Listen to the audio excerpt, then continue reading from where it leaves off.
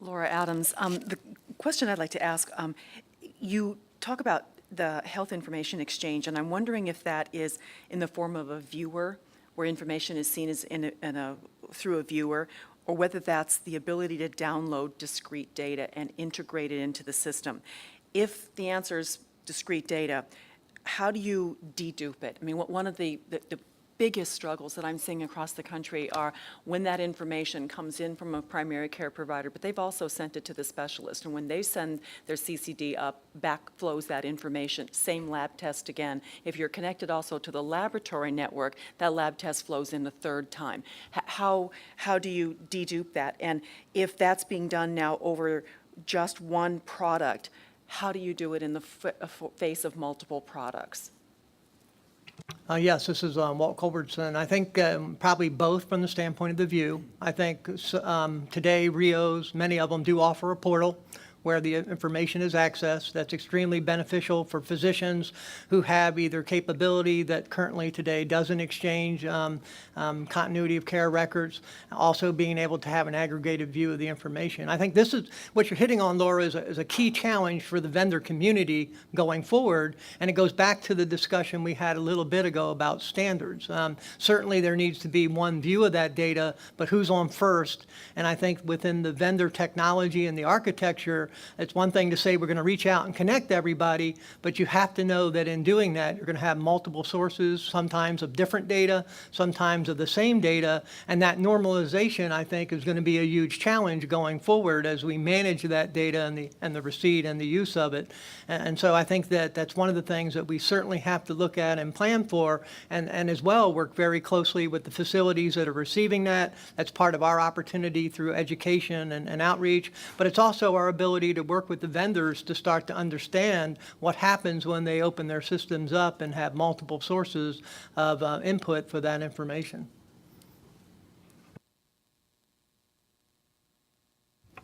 This is Michelle Russell. I completely agree. The standards are going to be the key. What we're doing initially is we're going to show that data with the source that data came from, so that yes, that data may be there 3 different times if 3 different providers or a lab submit that data into a system, but it will be tagged with who, when, where. So it may be in there 3 times. And our concern in the same breath was making it so overwhelming for a provider to have to sort through that data and to keep the provider productive, having to sort through all of that. So that's a major concern for us as well. So your comment's very poignant. I was actually having a conversation with a number of HIE organizations in California recently, and the question came up, how do we do this? And there wasn't one answer. It's very, very difficult to work out how to get rid of that loop of information that could exponentially increase. And so you're getting the same information the first time it goes to clinic A. As soon as it goes to the hospital, you get the same data back. Very difficult. Currently, ours is similar. We tag the data with the source of the information. We are not providing actionable data in our exchange currently. It's a view, a CCD record transfer. It's a viewer that's integrated to the record itself. So the provider is in the patient record, calls up the outside information, is able to see the information sources of each encounter and each visit that goes through there. The wish to go to actionable data, we see that about 12 months away, and keeping it to a very small amount of those discrete data fields. So laboratory information would be really key. But the big ones for us would be medications. How to take medication information and actually trigger a drug-drug interaction or a drug-allergy interaction so that data is normalized to the RX norm standard and actually is translated before it gets into our clinical products. Because each clinical product that you stand up may only have a certain number of vendors that support their drug databases. And how do we make certain that we actually normalize that actionable data so when it gets into the record, it actually is able to be incorporated by a physician through the physician's wish to incorporate that into the record. The other piece that we look at is how to take the myriad of standards. How are we going to go from ICD-9 to ICD-10? Are we going to be using SNOMED as a record standard? The explosion of the numbers of items in that database is astonishing from the current diagnosis capability. The ability to be able to take laboratory information and use LOINC encoding to normalize that data, to bring it back into our repositories and not necessarily flag it based on the component information coming from the lab, but also flag it with the LOINC encoding information so you can actually see both side by side. Because it's very important that we maintain the certification processes with the resulting agencies, because a lot of them will require, and the E-Link standard requires from the major vendors, that we actually represent and actually present that information in a certified method within the EHR, and don't translate it, don't transpose it, don't change the look and the feel. So it's critical to us. And one of the things that we've had a struggle with is actually, in a number of cases, the regional labs or in the communities or even in some of the hospitals. A lot of them haven't got LOINC-based capability. They aren't doing it currently. They can't give us both their internal component name and their LOINC reference. If that was the case and we were able to do that, we would have a much easier time of presenting the information, and especially for research. How do we provide quality improvement when we have to go ahead and then start normalizing that information continually, case by case, organization by organization, as opposed to sticking with something like a LOINC encoded database? Laura? Lori Evans. A follow-up question to Laura's, and thank you all for your terrific presentations. I think it was as it relates to your comments, Paul, about health information exchange. What are you adding to your health information exchange infrastructure specifically to make the data actionable? And so that's one. Two is, what are you learning about the CCD and its data integrity?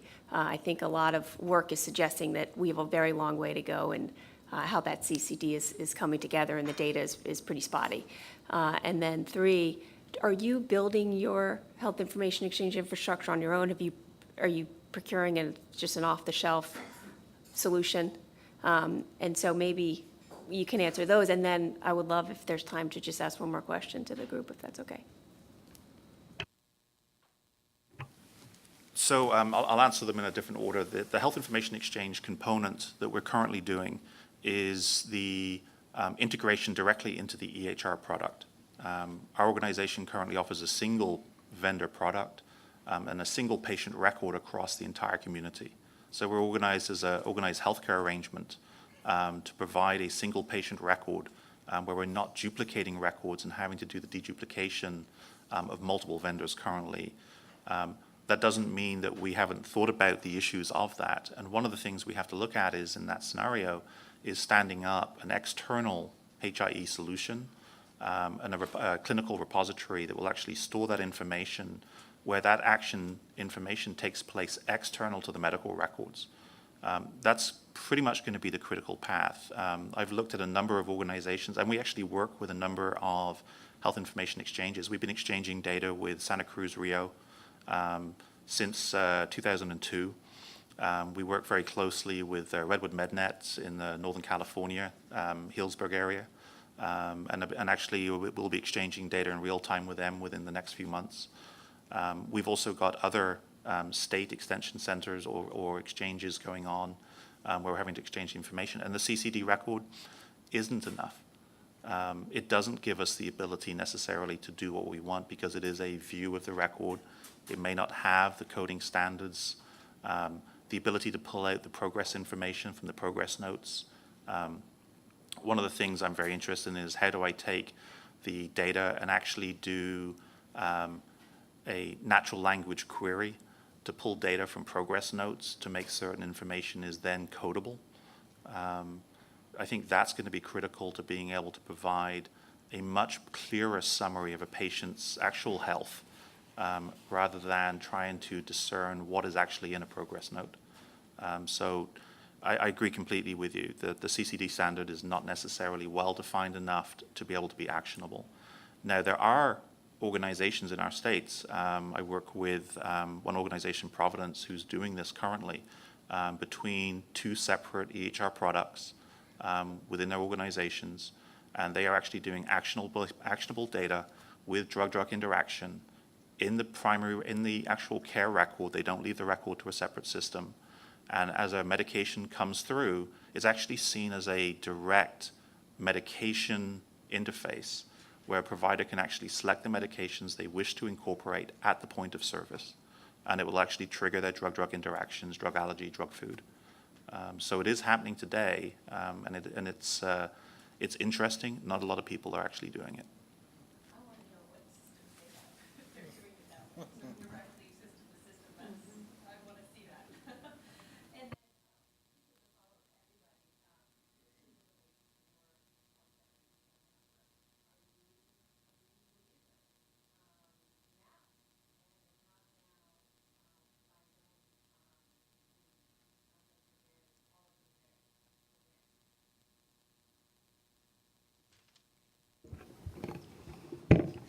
I think today we're probably as close to being meaningful users at Health Choice Network as we can be without a certified product today. We've been doing this since 2001, 2002, which is when we started implementing the EHR, back before, of course, there were any certifications. But we've done that, and then over the last year, we've been pulling our providers and our health centers off of a legacy product that will never be certified onto a certified electronic health record. And I think, based on the criteria we've seen for stage 1, we are positioned very well to meet meaningful use. As soon as it's certified, I think we'll be there. Yes, and this is Walt Culbertson. The one solution that we are using within our community health centers as supplied by our health center network. Certainly, we believe, looking at it, that it does meet most of the foundations. Given that the final rule was just released, we are undertaking and looking at that very seriously, the audit of matching up what we're doing today with what the requirements are. We do believe that we're very well positioned to meet meaningful use going forward. So that's taking a look at it from the standpoint of the CHCA hat and within the community health centers. And the opportunity, of course, is through the REC, how we outreach and work to the many other vendors that are in the marketplace. Florida has some 90 or so solutions, maybe 10 that have market share. So we have a wide range of vendors, and so the opportunity for us is to take everything that we've been doing and all of that extensive capability I highlighted in my presentation of doing this for many years, analyzing where we are, coming to a quick determination of what it will take to address and meet meaningful use once our vendor technology is certified, and taking all of those lessons learned and applying them to our REC to be able to help the physician communities at large achieve the same thing. And yeah, for Ochin, I would love to say yes, every one of our providers will reach meaningful use as of today. The truth is that we have identified a couple of gaps that need to be filled, and we expect to have those filled probably by the fourth quarter of this year, if not in the spring. That would probably be the latest time that we actually reach full meaningful use of all the product suite, and not just stage 1 of meaningful use, but actually meet a number of the criteria of the yet non-disclosed stage 2 requirements that haven't been certified. But I don't think we'll have any issue with bringing our current providers to that. I think the bigger issue for us is having the providers use the functionality to meet the measures. Are providers using e-prescribing? Have they chosen not to use e-prescribing in their solution for some reason? Are they exchanging data? And can you measure that they've actually exchanged records externally? Is the ability to exchange a record enough, or do they actually have to be actively doing that? And so that's going to be the bigger point, I think, is in a lot of this implementation. And then when we look at other product vendors, one of the reasons that, and I think all of us are basically offering right now single products inside our health and controlled networks. We may support a different product, but one of the things that we're very strong about is collaborating with each other. So there's a number of conversations between the health and controlled networks and the extension centers about being able to provide services across each other and supporting each other to support other products in their communities.